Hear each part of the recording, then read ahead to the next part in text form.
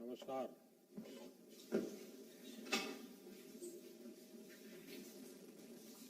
आदरणीय प्रधानमंत्री जी, आपकी अनुमति से मैं माननीय शिक्षा मंत्री जी से निवेदन करता हूं कि वे माननीय प्रधानमंत्री जी तथा सभी गणमान्य अतिथियों का स्वागत संबोधन करें। माननीय शिक्षा मंत्री। नमस्कार। आज की इस अत्यंत महत्वपूर्ण एवं गरिमापूर्ण समारोह में हमें मार्गदर्शन प्रदान करने हेतु उपस्थित देश की लोकप्रिय जननेता हमारे माननीय प्रधानमंत्री श्री नरेंद्र मोदी जी, राज्यों के माननीय राज्यपाल, राज्यों के सम्मानित मुख्यमंत्रीगण, केंद्र सरकार में मेरे साथी मंत्रीगण, राज्यों के शिक्षा मंत्री महोदयगण, विश्वविद्यालय के कुलपति तथा स्कूल एवं कॉलेज एवं अन्य संस्थानों के संस्थाध्यक्ष, मेरे प्रिय विद्यार्थियों एवं शिक्षकों, देवियों और सज्जनों, आप सभी को मेरा सादर अभिनंदन। Today is a momentous day in our history when we mark a year of the launch of one of the most landmark policy reforms in India, the New Education Policy 2020. When the world was at its peak of struggling to cope with the COVID-19 pandemic, our government came up with this transformative policy which will have profound, far-reaching impact on the educational landscape of the country, thereby reshaping the destiny of this nation, both in terms of its internal resilience, resources and strength, and its standing in the world. The importance of this document cannot be emphasized enough for its potential role in building a robust nation.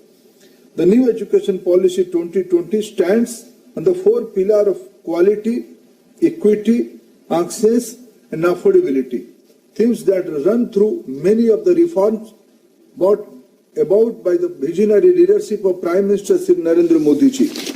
Another significance of the New Education Policy 2020 is that it has come after one of the largest consultation processes in the history of the educational systems globally. This reflects the resolve and vision of our leadership to situate India at the top of the knowledge economy. As we celebrate Amrita Mahotsav, or 75 years of India's independence, the NEP will be the guiding philosophy that will nurture, inspire, influence and groom children who today fall between the ages of 5 and 15 years. The same category of impressionable and valuable human resource will be the peak of productive age of between 30 and 40 years when the India hits the mark of 100 years of independence, or Azadi 100. New Education Policy 2020 prepares this age group as global citizens who exhibit the keen disposition to shoulder collective responsibilities in the face of natural disasters or finding solutions for issues that confront humanity as a whole, solutions that cut across boundaries of culture. The resilience and survival of civilization is a direct consequence of the clarity of thought and its possible people.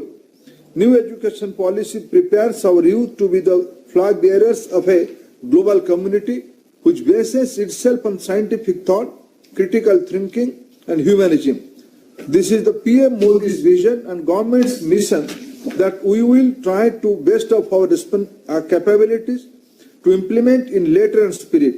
I also take this opportunity to express my sincere gratitude to Dr. Kasturi Rangan and the team of superior intellectuals and academics who drafted this landmark document. I again thank Honorable Prime Minister Modi ji for his presence today and his persistent guidance to the education sector.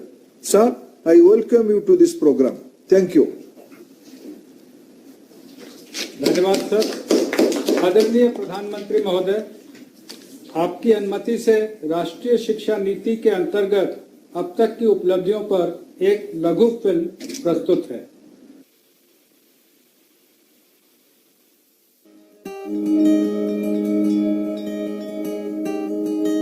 29 जुलाई 2020 को भारत सरकार 34 वर्षों के अंतराल के बाद एक नई राष्ट्रीय शिक्षा नीति लेकर आई। उद्देश्य था नई पीढ़ी को नई सदी की मांग के अनुरूप योग्य बनाना। ये पॉलिसी 21वीं सदी के नौजवानों की सोच, उनकी जरूरतें, उनकी आशाओं, अपेक्षाओं और आकांक्षाओं को देखते हुए बनाने का व्यापक प्रयास हुआ है। राष्ट्रीय शिक्षा नीति में ऑनलाइन शिक्षा को प्राथमिकता और प्रोत्साहन दोनों दिया गया है, जिसके सफल परिणाम कोरोना महामारी के दौरान भी सामने आए। पीएम ई विद्या कार्यक्रम के अंतर्गत ऑनलाइन, टेलीविजन एवं कम्युनिटी रेडियो के माध्यम से पढ़ना लिखना चालू रहा। One nation one digital platform से प्रेरित दीक्षा में स्कूल पाठ्यक्रम पर आधारित 1,85,000 से अधिक ई कंटेंट 32 भाषाओं में उपलब्ध किए गए। एक वर्ष में इस प्लेटफॉर्म पर हिट्स की संख्या 200 करोड़ से बढ़कर 2300 करोड़ हो गई है। जेईई एंड नीट की ऑनलाइन परीक्षाएं भी हुई, जिससे किसी विद्यार्थी का कोई सत्र व्यर्थ नहीं होने दिया गया। अभी नया सिस्टम आ गया, ऑनलाइन क्लासेस होने लगी है, तो जो हम स्कूल नहीं जा पा रहे थे, अब हम वो घर से पढ़ सकते हैं। यूजीसी ने ऑनलाइन शिक्षण के नए दिशा निर्देश जारी किए। ऑनलाइन कार्यक्रमों की संख्या अब 37 से बढ़कर 216 और संस्थाओं की संख्या 7 से बढ़कर अब 41 हो गई है। ऑनलाइन शिक्षण के लिए निर्मित स्वयं MOOCs पोर्टल, जिस पर वर्तमान में 814 डिग्री और डिप्लोमा कोर्स उपलब्ध हैं। गत वर्ष में 54 लाख छात्रों ने उस पर एनरोलमेंट कराया। इस नई नीति से भारत में पढ़ने आए विदेशी बच्चों को भी हमारी सुदृढ़ व्यवस्था का लाभ मिला है। I'm from Cameroon.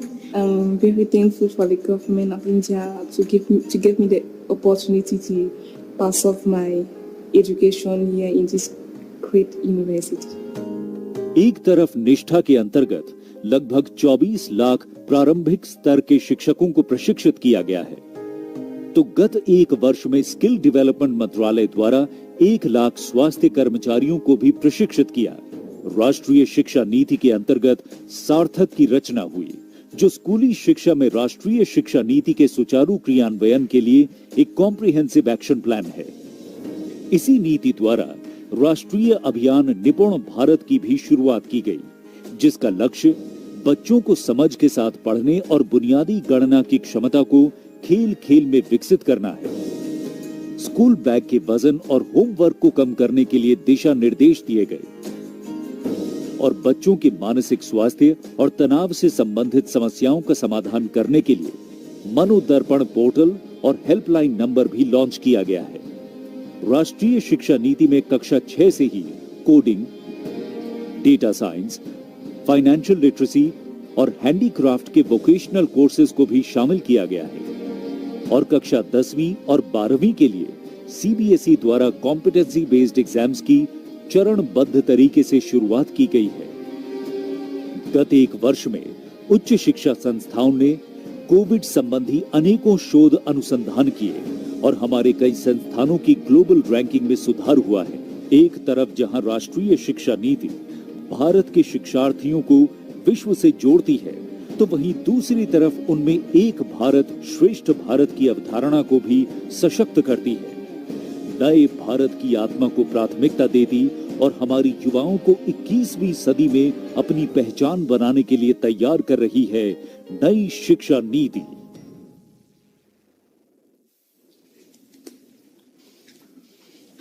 अब मैं माननीय प्रधानमंत्री जी से अनुरोध करूंगा कि वो शिक्षा नीति के अंतर्गत लिए गए हमारे कुछ पहलों का कृपया बटन दबाकर उद्घाटन करें। विद्या प्रवेश कक्षा 1 की तैयारी को सुनिश्चित करने के लिए राष्ट्रीय शिक्षा नीति के सुझावों पर NCERT द्वारा बच्चों के लिए 3 माह का स्कूल प्रिपरेशन मॉड्यूल विद्या प्रवेश तैयार किया गया है। इस पाठ्यक्रम में अक्षर, ध्वनि, शब्द, रंग, आकार और संख्या सीखने के लिए रोचक गतिविधियां हैं। इसके द्वारा बच्चों की पूर्व साक्षरता, पूर्व गणना और सामाजिक कौशल का विकास होगा। विद्या प्रवेश का लक्ष्य है शिक्षा के प्रारंभ से ही आधारशिला को मजबूत करना, ताकि सब समान रूप से समझ सकें, पढ़ सकें और बढ़ सकें। इंडियन साइन लैंग्वेज सोच। पहचान कर मेरी सीमाएं और सामर्थ्य, किताब और अधिगम सामग्री अब उपलब्ध है भारतीय भाषाओं के समक्ष, भारतीय सांकेतिक भाषा में भी। सभी विद्यार्थियों और शिक्षकों के लिए ISLRTC, NIOS और NCERT ने कक्षा 1 से 12 तक के 1200 से भी ज्यादा शैक्षिक वीडियो कार्यक्रमों को भारतीय सांकेतिक भाषा में बनाया है, जो दीक्षा मंच पर उपलब्ध है। अब मैं हूँ सबके साथ और सब है मेरे साथ।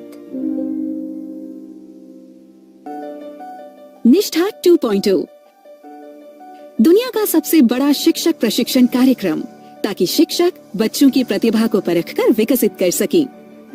प्राथमिक स्तर पर शिक्षकों के प्रशिक्षण के बाद अब निष्ठा अपने नवनिर्मित 68 मॉड्यूल द्वारा माध्यमिक स्तर के 10 लाख शिक्षकों को प्रशिक्षित करने के लिए तैयार और प्रतिबद्ध है। निष्ठा 2.0 स्कूल प्रमुखों और शिक्षकों की समग्र प्रगति को सुनिश्चित करने हेतु राष्ट्रीय पहल। सफल structured assessment for analysing learning. CBSE के 25,000 स्कूल्स के ग्रेड 3, 5 और 8 के 50 लाख बच्चों के लिए तैयार किया गया है। इस कॉम्पिटेंसी बेस्ड असेसमेंट सफल में बच्चों का core concepts, application based questions, high order thinking skills द्वारा आंकलन किया जाएगा। आर्टिफिशियल इंटेलिजेंस नई दुनिया का एक ईंधन है। भारत की AI रणनीति AI फॉर ऑल की सोच पर बनाई गई है। भारत सरकार के शिक्षा मंत्रालय द्वारा 2020 में जारी की गई राष्ट्रीय शिक्षा नीति भारत को सही मायने में AI रेडी बनाने के लिए AI स्किल्स के महत्व की पुष्टि करती है। भारतीय शिक्षा मंत्रालय, केंद्रीय माध्यमिक शिक्षा बोर्ड और इंटेल इंडिया आपके लिए लाए हैं AI फॉर ऑल। इस कार्यक्रम को लगभग 4 घंटों में पूरा किया जा सकता है और ये 11 भारतीय भाषाओं में उपलब्ध है और दृष्टिबाधित लोगों के लिए भी उपलब्ध है।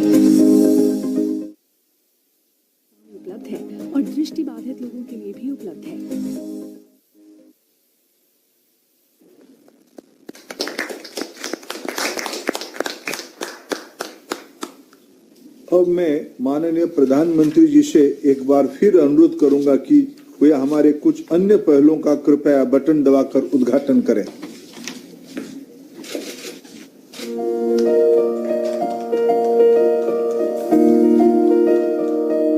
Academic Bank of Credit, academic flexibility, multidisciplinary, distributed teaching learning, and multiple entry and multiple exit के सिद्धांतों पर आधारित क्रेडिट को डिजिटल से संकलित और ट्रांसफर करने की एक व्यवस्था है, जिसके लिए यूजीसी द्वारा रेगुलेशंस जारी किए गए हैं। ये एक डिजिटल बैंक की तरह काम करेगा, जिसमें छात्र एकेडमिक अकाउंट खोलेंगे, जिसमें उनके द्वारा अर्जित क्रेडिट्स जमा किए जाएंगे।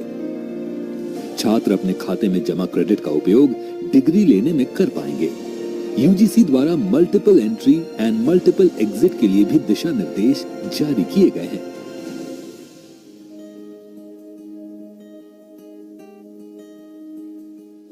नई शिक्षा नीति का उद्देश्य छात्रों के समग्र विकास को सुनिश्चित करना है। AICTE ने 11 क्षेत्रीय भाषाओं में अनुवाद के लिए artificial intelligence based software develop किया है। शिक्षा को सभी की पहुंच में लाने के लिए इस सॉफ्टवेयर के माध्यम से क्षेत्रीय भाषाओं में पाठ्यक्रम तैयार किए गए हैं। Internationalisation of higher education. भारतीय और विदेशी उच्च शिक्षण संस्थानों के बीच परस्पर सहयोग बढ़े। इसके लिए यूजीसी ने क्रेडिट ट्रांसफर के साथ उच्च शिक्षण संस्थानों के बीच ट्विनिंग व्यवस्था के लिए दिशा निर्देश तैयार किए हैं।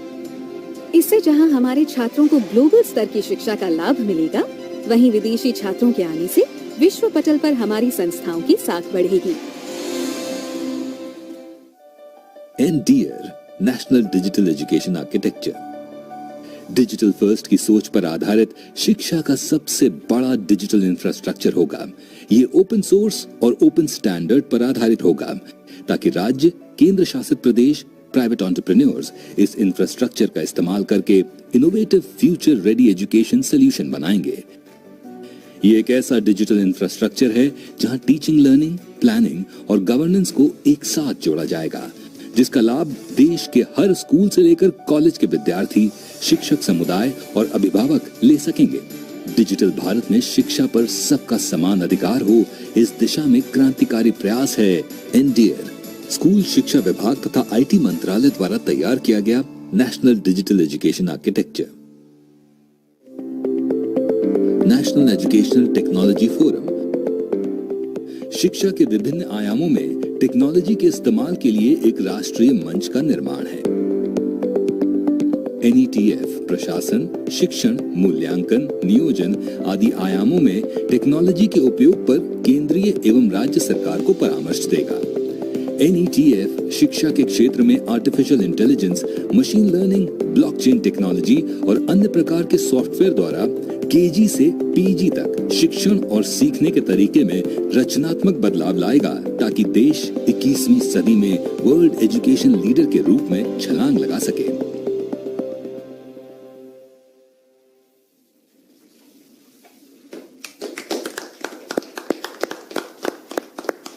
Now I request Honorable Prime Minister to address this August digital gathering. Honorable Prime Minister.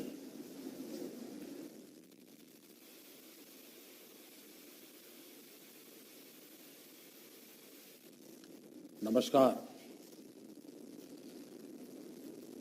कार्यक्रम में मेरे साथ जुड़ रहे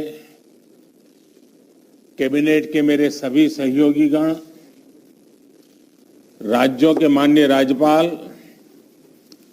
सभी सम्मानित मुख्यमंत्री, उप मुख्यमंत्री, राज्य सरकारों के मंत्रीगण, उपस्थित शिक्षाविद, अध्यापकगण, सभी अभिभावक और मेरे प्रिय युवा साथियों, नई राष्ट्रीय शिक्षा नीति को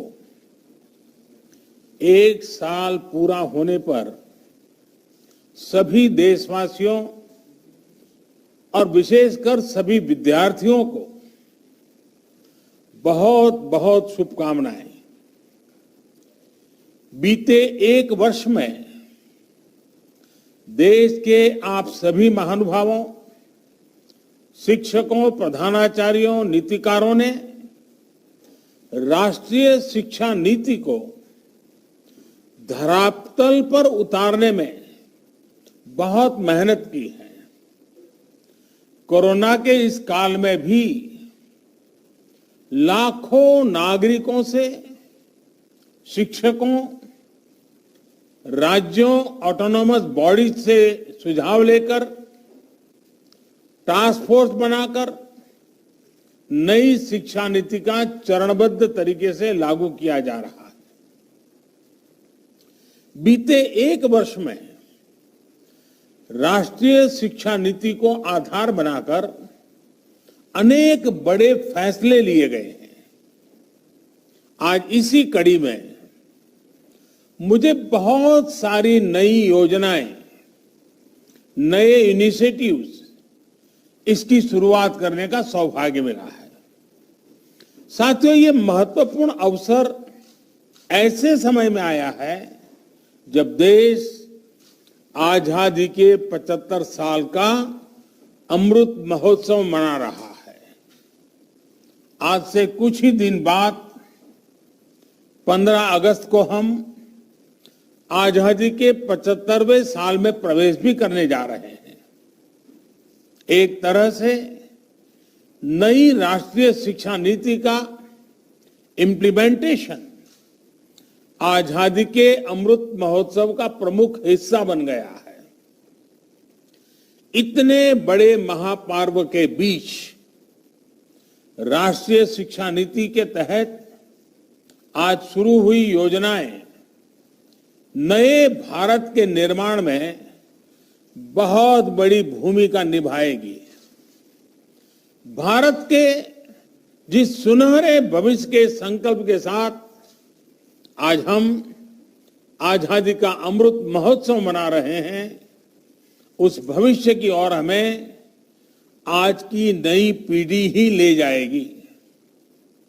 भविष्य हम कितना आगे जाएंगे, कितनी ऊंचाई प्राप्त करेंगे, ये इस बात पर निर्भर करेगा कि हम अपने युवाओं को वर्तमान में यानी आज कैसी शिक्षा दे रहे हैं,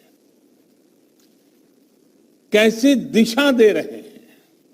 इसलिए मैं मानता हूं भारत की नई राष्ट्रीय शिक्षा नीति राष्ट्र निर्माण के महायज्ञ में बड़े फैक्टर में से एक है और इसलिए देश ने इस शिक्षा नीति को इतना आधुनिक बनाया है, इतना फ्यूचर रेडी रखा है।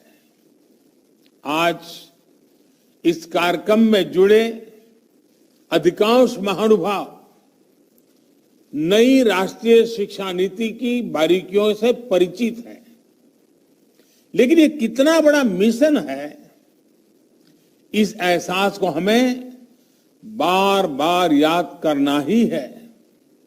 साथियों, देश भर से हमारे कई युवा स्टूडेंट्स भी इस कार्यक्रम में हमारे साथ हैं। अगर इन साथियों से हम उनकी आकांक्षाओं के बारे में, सपनों के बारे में पूछें तो आप देखेंगे कि हर एक युवा के मन में एक नयापन है, एक नई ऊर्जा है। हमारा युवा बदलाव के लिए पूरी तरह से तैयार है, वो इंतजार नहीं करना चाहता। हम सब ने देखा है कोरोना काल में कैसे हमारी शिक्षा व्यवस्था के सामने इतनी बड़ी चुनौती आई। स्टूडेंट्स की पढ़ाई का, जीवन का ढंग बदल गया, लेकिन देश के विद्यार्थियों ने तेजी से इस बदलाव को एडॉप्ट किया। ऑनलाइन एजुकेशन अब एक सहज चलन बनती जा रही है। शिक्षा मंत्रालय ने भी इसके लिए अनेक प्रयास किए हैं। मंत्रालय ने दीक्षा प्लेटफॉर्म शुरू किया, स्वयं पोर्टल पर पाठ्यक्रम शुरू किए और हमारे स्टूडेंट्स पूरे जोश से इनका हिस्सा बन गए।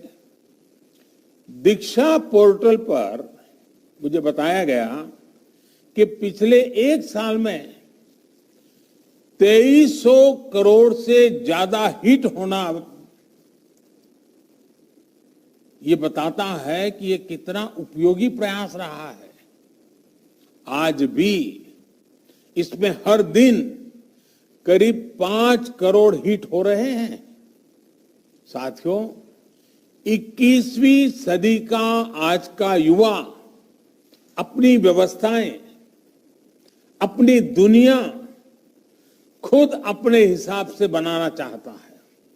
इसलिए उसे एक्सपोजर चाहिए, उसे पुराने बंधनों, पिंजरों से मुक्ति चाहिए। आप देखिए, आज छोटे छोटे गांवों से, कस्बों से निकलने वाले युवा कैसे कैसे कमाल कर रहे हैं। इन्हीं दूर दराज इलाकों और सामान्य परिवारों से आने वाले युवा आज टोक्यो ओलंपिक्स में देश का झंडा बुलंद कर रहे हैं, भारत को नई पहचान दे रहे हैं। ऐसे ही करोड़ों युवा आज अलग अलग क्षेत्रों में असाधारण काम कर रहे हैं, असाधारण लक्ष्यों की नींव रख रहे हैं। कोई कला और संस्कृति के क्षेत्र में पुरातन और आधुनिक के फ्यूजन से नई विधाओं को जन्म दे रहा है। कोई रोबोटिक्स के क्षेत्र में, कभी साईफाई मानी जाने वाली कल्पनाओं को हकीकत में बदल रहा है। कोई आर्टिफिशियल इंटेलिजेंस के क्षेत्र में मानवीय क्षमताओं को नई ऊंचाई दे रहा है, तो कोई मशीन लर्निंग में नए माइलस्टोन्स की तैयारी कर रहा है। यानी हर क्षेत्र में भारत के युवा अपना परचम लहराने के लिए आगे बढ़ रहे हैं। यही युवा भारत के स्टार्टअप इकोसिस्टम को रिवॉल्यूशनाइज कर रहे हैं। इंडस्ट्री 4.0 में भारत के नेतृत्व को तैयार कर रहे हैं और डिजिटल इंडिया को नई गति दे रहे हैं। आप कल्पना करिए, इस युवा पीढ़ी को जब इनके सपनों के अनुरूप वातावरण मिलेगा तो इतनी शक्ति कितनी ज्यादा बढ़ जाएगी। और इसलिए नई राष्ट्रीय शिक्षा नीति युवाओं को ये विश्वास दिलाती है कि देश अब पूरी तरह से उनके साथ है, उनके हौसलों के साथ है। जिस आर्टिफिशियल इंटेलिजेंस के प्रोग्राम को अभी लॉन्च किया गया है, वो भी हमारे युवाओं को फ्यूचर ओरिएंटेड बनाएगा, एआई ड्रिवन इकोनॉमी के रास्ते खोलेगा। शिक्षा में ये डिजिटल रिवॉल्यूशन पूरे देश में एक साथ आए, गांव शहर सब समान रूप से डिजिटल लर्निंग से जुड़े, इसका भी ख्याल रखा गया है। नेशनल डिजिटल एजुकेशन आर्किटेक्चर यानी एनडीआर और national education technology forum NETF इस दिशा में पूरे देश में डिजिटल और टेक्नोलॉजिकल फ्रेमवर्क उपलब्ध कराने में अहम भूमिका निभाएंगे। युवा मन जिस दिशा में भी सोचना चाहे, खुले आकाश में जैसे उड़ना चाहे, देश की नई शिक्षा व्यवस्था उसे वैसे ही अवसर उपलब्ध कराएगी। साथियों, बीते एक वर्ष में आपने भी ये महसूस किया होगा कि राष्ट्रीय शिक्षा नीति को किसी भी तरह के दबाव से मुक्त रखा गया है। जो ओपननेस पॉलिसी के लेवल पे है, वही ओपननेस स्टूडेंट्स को मिल रहे विकल्पों में भी है। अब स्टूडेंट्स कितना पढ़े, कितना समय तक पढ़े, ये सिर्फ बोर्ड्स और यूनिवर्सिटी नहीं तय करेगा। इस फैसले में स्टूडेंट्स की भी सहभागिता होगी। मल्टीपल एंट्री एंड एग्जिट की जो व्यवस्था आज शुरू हुई है, इसने स्टूडेंट्स को एक ही क्लास और एक ही कोर्स में जकड़े रहने की मजबूरी से मुक्त कर दिया है। आधुनिक टेक्नोलॉजी पर आधारित एकेडमिक बैंक ऑफ क्रेडिट, इस सिस्टम से इस दिशा में स्टूडेंट्स के लिए रिवॉल्यूशनरी चेंज आने वाला है। अब हर युवा अपनी रुचि में, अपनी सुविधा से कभी भी एक स्ट्रीम को चूज कर सकता है, छोड़ सकता है। अब कोई कोर्स सेलेक्ट करते समय ये डर भी नहीं रहेगा कि अगर हमारे डिसीजन गलत हो गया तो क्या होगा। इसी तरह structured assessment for analysing learning levels यानी सफल के जरिए स्टूडेंट्स के आकलन के भी वैज्ञानिक व्यवस्था शुरू हुई है। ये व्यवस्था आने वाले समय में स्टूडेंट्स को परीक्षा के डर से भी मुक्ति दिलाएगी। ये डर जब युवा मन से निकलेगा तो नए नए स्किल लेने का साहस और नए नए इनोवेशंस का नया दौर शुरू होगा, संभावनाएं असीम विस्तार होगी।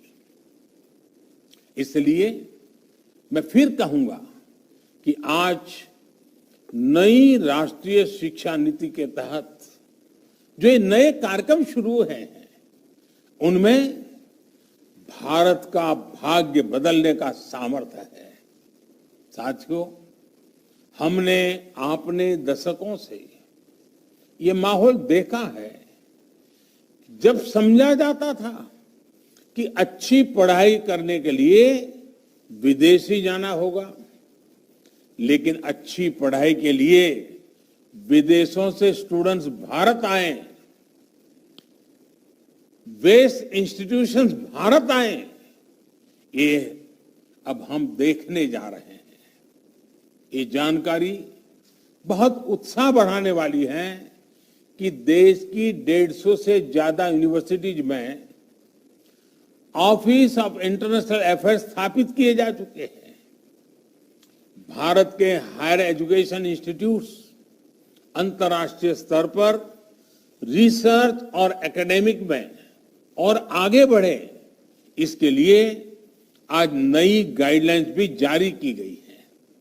साथियों, आज बन रही संभावनाओं को साकार करने के लिए हमारे युवाओं को दुनिया से एक कदम आगे होना पड़ेगा। एक कदम आगे का सोचना ही पड़ेगा। हेल्थ हो, डिफेंस हो, इंफ्रास्ट्रक्चर हो, टेक्नोलॉजी हो, देश को हर दिशा में समर्थ और आत्मनिर्भर होना होगा। आत्मनिर्भर भारत का ये रास्ता स्किल डेवलपमेंट और टेक्नोलॉजी से होकर जाता है, जिस पर एनईपी में विशेष ध्यान दिया गया है। मुझे खुशी है कि बीते एक साल में 1200 से ज्यादा उच्च शिक्षा संस्थानों में स्किल डेवलपमेंट से जुड़े सैकड़ों नए कोर्सेज को मंजूरी दी गई है।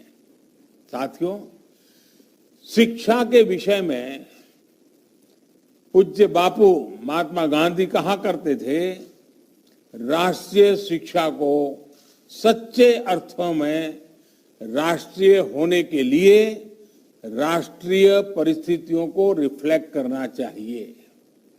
बापू के इसी दूरदर्शी विचार को पूरा करने के लिए स्थानीय भाषाओं में मदर लैंग्वेज में शिक्षा का विचार एनईपी में रखा गया है। अब हायर एजुकेशन में मीडियम ऑफ इंस्ट्रक्शन के इसके लिए स्थानीय भाषाओं में भी एक विकल्प होगी। मुझे खुशी है कि 8 राज्यों के 14 इंजीनियरिंग कॉलेज 5 भारतीय भाषाएं हिंदी, तमिल, तेलुगु, मराठी और बांग्ला में इंजीनियरिंग की पढ़ाई शुरू करने जा रहे हैं। इंजीनियरिंग के कोर्स का 11 भारतीय भाषाओं में ट्रांसलेशन के लिए एक टूल भी डेवलप किया जा चुका है। क्षेत्रीय भाषा में अपनी पढ़ाई शुरू करने जा रहे छात्र छात्राओं को मैं विशेष बधाई देना चाहता हूं। इसका सबसे बड़ा लाभ देश के गरीब वर्ग को, गांव कस्बों में रहने वाले मध्यम वर्ग के स्टूडेंट्स को, दलित, पिछड़े और आदिवासी भाई बहनों को होगा। इन्हीं परिवारों से आने वाले बच्चों को सबसे ज्यादा लैंग्वेज डिवाइड का सामना करना पड़ता था। सबसे ज्यादा नुकसान इन्हीं परिवार के होनहार बच्चों को उठाना पड़ता था। मातृभाषा में पढ़ाई से गरीब बच्चों का आत्मविश्वास बढ़ेगा, उनके सामर्थ्य और प्रतिभा के साथ न्याय होगा। साथियों, प्रारंभिक शिक्षा में भी मातृभाषा को प्रोत्साहित करने का काम शुरू हो चुका है। जो विद्या प्रवेश प्रोग्राम आज लॉन्च किया गया, उसकी भी इसमें बहुत बड़ी भूमिका है। प्ले स्कूल का जो कंसेप्ट अभी तक बड़े शहरों तक ही सीमित है, विद्या प्रवेश के जरिए वो अब दूर दराज के स्कूलों तक जाएगा, गांव-गांव जाएगा। ये प्रोग्राम आने वाले समय में यूनिवर्सल प्रोग्राम के तौर पर लागू होगा और राज्य भी अपनी अपनी जरूरत के हिसाब से इसे लागू करेंगे। यानी देश के किसी भी हिस्से में बच्चा अमीर का हो या गरीब का हो, उसकी पढ़ाई खेलते और हंसते हुए ही होगी, आसानी से होगी। इस दिशा का ये प्रयास है और जब शुरुआत मुस्कान के साथ होगी तो आगे सफलता का मार्ग भी आसानी से ही पूरा होगा। साथियों, आज एक और काम हुआ है जो मेरे हृदय के बहुत करीब है,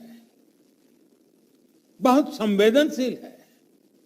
आज देश में 3 लाख से ज्यादा बच्चे ऐसे हैं जिनको शिक्षा के लिए सांकेतिक भाषा की आवश्यकता पड़ती है।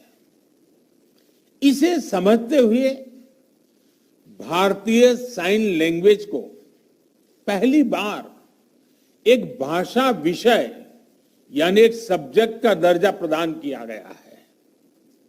अब छात्र इसे एक भाषा के तौर पर भी पढ़ पाएंगे। इससे भारतीय साइन लैंग्वेज को बहुत बढ़ावा मिलेगा। हमारे दिव्यांग साथियों को बहुत मदद मिलेगी। साथियों, आप भी जानते हैं कि किसी भी स्टूडेंट की पूरी पढ़ाई में उसके जीवन में बड़ी प्रेरणा उसके अध्यापक होते हैं। और हमारे यहां तो कहा गया है, गुरौ न प्राप्यते यत् यत् तत् न अन्य अत्रापि लभ्यते। अर्थात जो गुरु से प्राप्त नहीं हो सकता वो कहीं प्राप्त नहीं हो सकता। यानी ऐसा कुछ भी नहीं है जो एक अच्छा गुरु, अच्छा शिक्षक मिलने के बाद दुर्लभ हो। इसलिए राष्ट्रीय शिक्षा नीति के फॉर्मुलेशन से लेकर इम्प्लीमेंटेशन तक हर स्टेज पर हमारे शिक्षक सक्रिय रूप से इस अभियान का हिस्सा है। आज लॉन्च हुआ निष्ठा 2.0, ये प्रोग्राम भी इस दिशा में एक अहम भूमिका निभाएगा। इस प्रोग्राम के जरिए देश के शिक्षकों को आधुनिक जरूरतों के हिसाब से ट्रेनिंग भी मिलेगी और वो अपने सुझाव भी विभाग को दे पाएंगे। मेरा आप सभी शिक्षकों से, एकेडमिशियन से अनुरोध है कि इन प्रयासों में बढ़ चढ़ करके हिस्सा लीजिए, अधिक से अधिक योगदान दीजिए। आप सभी शिक्षा के क्षेत्र में इतना अनुभव रखते हैं, व्यापक अनुभव के धारक है, इसलिए जब आप प्रयास करेंगे तो आपके प्रयास राष्ट्र को बहुत आगे लेकर जाएंगे। मैं मानता हूं कि इस कालखंड में हम जिस भी भूमिका में हैं, हम सौभाग्यशाली हैं कि हम इतने बड़े बदलावों के गवाह बन रहे हैं, इन बदलावों में सक्रिय भूमिका निभा रहे हैं। आपके जीवन में ये स्वर्णिम अवसर आया है कि आप देश के भविष्य का निर्माण करेंगे, भविष्य की रूपरेखा अपने हाथों में खींचेंगे। मुझे पूरा विश्वास है आने वाले समय में जैसे जैसे नई राष्ट्रीय शिक्षा नीति के अलग अलग फीचर्स हकीकत में बदलेंगे, हमारा देश एक नए युग का साक्षात्कार करेगा। जैसे जैसे हम अपनी युवा पीढ़ी को एक आधुनिक और राष्ट्रीय शिक्षा व्यवस्था से जोड़ते जाएंगे, देश आजादी के अमृत संकल्पों को हासिल करता जाएगा। इन्हीं शुभकामनाओं के साथ मैं अपनी बात समाप्त करता हूं। आप सब स्वस्थ रहें और नई ऊर्जा के साथ आगे बढ़ते रहें। बहुत बहुत धन्यवाद।